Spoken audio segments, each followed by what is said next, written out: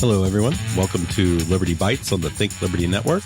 This is Matt McGowan sitting in for William Gadsden. Over the past few months, regular listeners of this podcast have heard me make the case for a couple of the Libertarian Party's more popular candidates in the current field.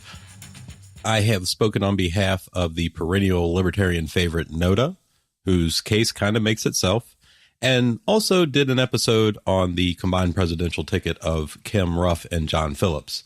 I am personally a huge fan of both, and I think Kim articulates the libertarian message as well as anybody I've ever heard. But with few notable exceptions, the message never has really been our problem. I mean, all things being equal, we as libertarians have the best ideas. That is, or at least should be, beyond dispute. But as time has proven to us again and again, that alone is not enough, particularly when people aren't listening. There's a case to be made that what we really need in this party is someone who can not only grab voters' attentions, but can also inspire people to help spread our message.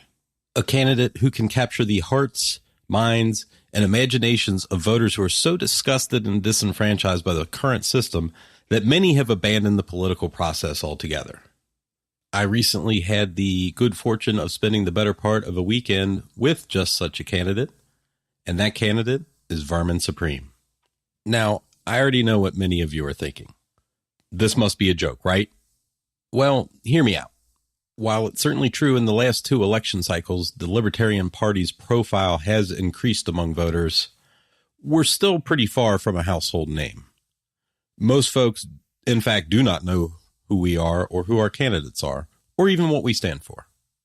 And while our candidates should run every race that they're in fully to win, the reality is we're still pretty far from being able to seriously compete in a presidential race.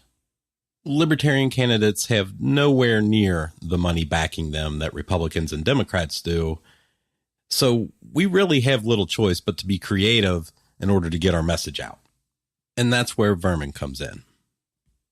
Now, I know there's a lot of people who fear this is going to cause voters to not take us seriously, but for anybody who hasn't been paying attention, they don't really take us seriously now.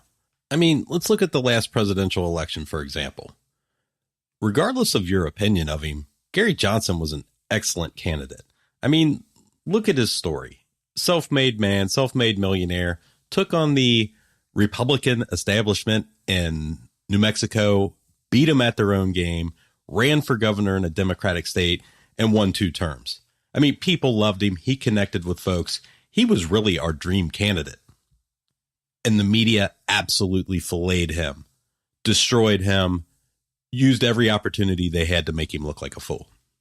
And while it's true we did earn the highest vote totals we ever achieved in our party's history, the damage was pretty much done, and at the end of the day, a lot of Americans still look at the Libertarian Party as a joke. So why not embrace it? More than any of the current declared candidates, Vermin Supreme can represent our disgust with the clown show of a federal government we have today. And that's a message that can resonate with a large number of people. I mean, look at Donald Trump. This guy is 50 times the clown Vermin will ever be. And he's the president of the United States. And unlike Trump, who, while successful, is really more sleazy shyster than business genius, Vermin's actually a very intelligent, well-spoken, well-thought man who understands our party's platform a lot better than most people realize. And he has the ability to present it in a unique, entertaining, and thought-provoking fashion, not only to his many fans across the political spectrum, but to a public at large who's yet to really hear it. He will draw media coverage. That much should be certain to anyone. And unlike Gary, they're not going to fluster Vermin. There's going to be no gotcha moments. He is fully prepared to deal with the press, with whatever they throw at him. I mean, if you have an opportunity, hop on Amazon Prime and watch the documentary, Who is Vermin Supreme? And know that this is a candidate who can handle the slings and arrows and give them back tenfold. He will draw media coverage that we are in no position as a party to buy, which will no doubt lead people into looking into the Libertarian Party more as a whole. And that's what we really need to happen, because as I mentioned earlier, our ideas are as solid as they come.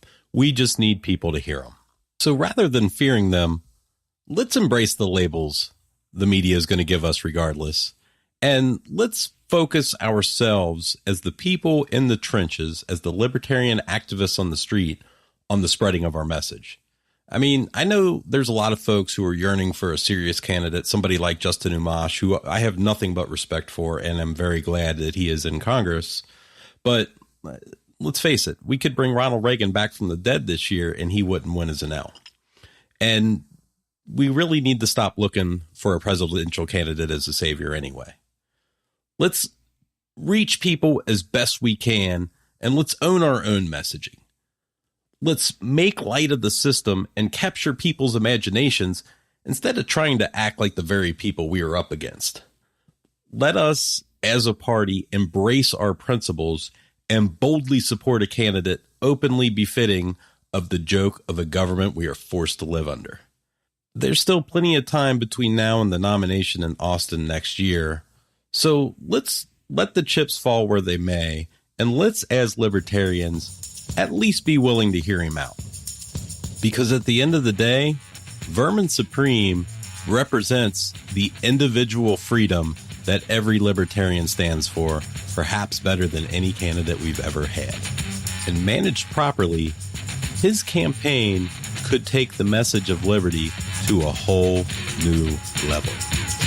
This is Matt McGowan for Liberty Bytes on the Think Liberty Network. Thanks for listening.